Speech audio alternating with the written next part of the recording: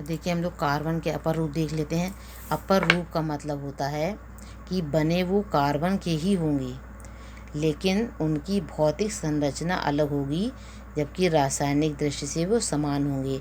कहने का तात्पर्य ये हुआ कि जैसे आपका कार्बन है, अगर आप कार्बन को ऑक्सीजन की उपस्थिति में जलाते हैं तो कार्बन डाइऑक्साइड ही बनेगी। तो कार्बन के जितने भी अपर रूप होंगे, जितने भी भौतिक दृष्टि से अलग अलग प्रकार होंगे, वो सब आपके ऑक्सीजन की उपस्थिति में कार्बन डाइऑक्साइड ही बनाएंगे। तो इसमें पहला जैसे आपका आता है हीरा, डायमंड, ठीक है। दूसरा आपका आता है ग्रेफाइट, और तीसरा इसका अपर रूप आता है आपका फुलरीन। ये ठीक है। हीरा जो होता है, इसमें कार्बन और कार्बन के बीच में प्रत्येक एक कार्बन जो है 4 कार्बन परमाणु से जुड़ा रहता है, जबकि ग्रेफाइट में क्या होता है, प्रत्येक एक कार्बन परमाणु 3 कार्बन परमाणु से जुड़ा रहता है। और फुलरीन जो है, इसमें कार्बन जो है 60 की संख्या में पाए जाते हैं, 60 की संख्या में, और ये गोलाकार एक पिंजड़े जैसी संरचना बनाता है।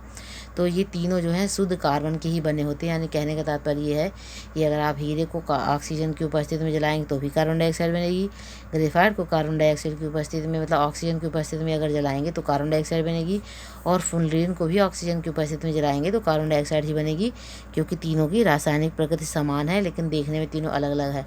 अब देखिए ये हीरा कैसे बन गया कार्बन से, ये भी कार्बन है, ये भी कार्बन, सब कार्बन ही तो है। तो फिर कोई हीरा बन रहा है, कोई ग्रेफाइट कैसे बन रहा है। देखिए हीरे के बारे में तो आप लोग जानते ही हैं कि हीरा बहुत ही चमकदार पदार्थ है, या कार्बन का अपर रूप है, बहुत ही चमकदार और कठोर होता है। और इतना ज़्यादा ये कठोर होता है कि इससे आप कांच भी काट सकते हैं, या फिर आप इसको चट्टानों में छिद्र करने के लिए इस्तेमाल कर सकते हैं। यानी जितना भी कठोर कार्य है आप इससे करवा सकते हैं। और जैसे आपका ग्रेफाइट है, तो आप लोगों को ज्ञात है कि आपकी पेंसिल की जो लीड होती है जिससे हम लोग लिखते हैं, वो ग्रेफाइट की बनी होती है, और उसको आप जो है कागज़ पर चलाते हैं, और अगर इस प्रकार से घिस देते हैं तो फिर वो फैल जाती है। तो ग्रेफाइट जो है बना कार्बन का ही है, लेकिन इसमें कार्बन के बीच में त्रिबंध होता है, उस त्रिबंध के कारण ये एक दूसरे के ऊपर परत दर परत के रूप में बैठे रहते हैं और फिसलते रहते हैं। इसीलिए पेंसिल जो है आपकी फिसलन के कारण आसानी से उससे लिखा जा सकता है, जबकि आप हीरे से नहीं लिख सकते हैं। और इसके अलावा पेंसिल जो होती है आपकी, इसकी जो लीड होती है जो ग्रेफाइट की भी होती है, ये विद्युत की सुचालक भी होती है। यानी अगर आप पेंसिल को एक तरफ से लगा दें बिजली के करंट में, और दूसरी तरफ से खुली हुई है पेंसिल और उसको आप टच करेंगे तो आपको करंट लग सकता है, जबकि आपका हीरा जो है विद्युत का सुचालक नहीं होता है। ठीक है। इसी प्रकार से फुलरीन जो है आपकी कार्बन की 60 कार्बनों की संख्या से मिलकर बनी होती है, और लगभग एक फुटबॉल जैसी आकृति बनाती है, जिसमें काफ़ी सारे षटकोणीय संरचना में बनते हैं, और काफ़ी सारे जो है पंचकोणीय संरचना बनाते हैं कार्बन। और ये स्पेशली जो है एक वैज्ञानिक थे अमेरिका के, जिनको हम कहते हैं आर्किटेक्ट बकमिस्टर फुलर। तो इन्हीं जो फुलर वर्ड है, इसके नाम पर इन्होंने खोजा था, इसलिए इसका नाम जो है फुलरीन रख दिया गया है। तो इस प्रकार से आप देखते हैं कि कार्बन के जो 3 अपर रूप होते हैं, इनका जो है आकार आकृति संरचना अलग अलग होती है, लेकिन इनकी रासायनिक दृष्टि होती है वो सिर्फ कार्बन से ही बनी हुई होती है। अब अगर आप हीरे और ग्रेफाइट के गुणों की तुलना करते हैं तो आप देखेंगे कि हीरा काफ़ी चमकदार होता है और प्रकाश की किरणों को काफ़ी प्रकीर्णन करने की क्षमता रखता है, इसलिए हल्के से प्रकाश में ही ये काफ़ी चमकदार होता है। जबकि आपका ग्रेफाइट जो पेंसिल के अंदर रहता है लीड के रूप में, यह काले रंग का होता है और चमकदार होता है, यानी फिसलनदार कहना चाहिए। और जो आपका हीरा है काफ़ी कठोर होता है,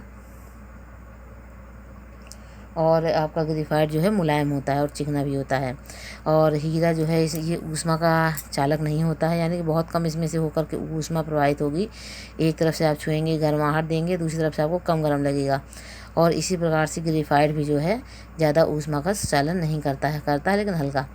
और आपका जो हीरा होता है विद्युत का कुचालक होता है, यानी इसमें से होकर विद्युत प्रवाहित नहीं हो सकती है, जबकि आपका ग्रेफाइट विद्युत का सुचालक होता है। और हीरा जो है काफ़ी घना होता है, इसके अणु काफ़ी पास होते हैं, और इसका घनत्व जो है किलोग्राम प्रति मीटर क्यूब में अगर देखा जाए तो 3.510 होता है। और ग्रेफाइट जो है कम घना होता है, तो इसका जो है घनत्व जो हो गया 2.250 किलोग्राम प्रति मीटर क्यूब के अंतर्गत रखा जाएगा। और हीरा जो है काफ़ी शुद्धतम रूप है, जबकि आपका ग्रेफाइट थोड़ा सा कम शुद्ध होता है। अगर हीरे को आग में रख कर के गलाया जाता है तो यह लगभग 3727 डिग्री सेंटीग्रेड पर गलता है, और जो ग्रेफाइट जो है इससे कम डिग्री सेंटीग्रेड पर गल जाता है, यानी कि 3000 में ही ये गल जाएगा। और इसका उपयोग तो आप जानते हैं, हीरे का उपयोग की काफ़ी मात्रा में इससे आभूषण बनाए जाते हैं और कांच काटने के लिए या चट्टानों में छेद करने के लिए उपकरण बनाए जाते हैं। और जबकि आपका जो ग्रेफाइट होता है इसका उपयोग हम लोग पेंसिल में तो करते ही करते हैं, इसके अलावा ये विद्युत का सुचालक है, इसलिए इसका उपयोग जो है शुष्क सेल के रूप में, विद्युत आर्क के रूप में और लेड स्नेहक आदि के रूप में, यानी मशीनों को अच्छी तरह से फिसलनदार चलाने के लिए इसका उपयोग किया जाता है, क्योंकि ये काफ़ी फिसलनदार होता है। तो इस प्रकार से अगर आप हीरे की और ग्रेफाइट की संरचना देखेंगे या फुलरिन की संरचना, तो ये आकार आकृति दिखलाई पड़ती है। ये देखिए, इसमें प्रत्येक कार्बन अपने अन्य 4 कार्बन परमाणु से जुड़ा हुआ है। इसकी एक अणु की संरचना इस प्रकार से दिखाई गई है। जबकि जो ग्रेफाइट की संरचना है इसमें प्रत्येक कार्बन 3 कार्बन परमाणु से जुड़ा हुआ है और परत दर परत ये व्यवस्थित रहते हैं। इस प्रकार से ये एक दूसरे के ऊपर फिसलते रहते हैं।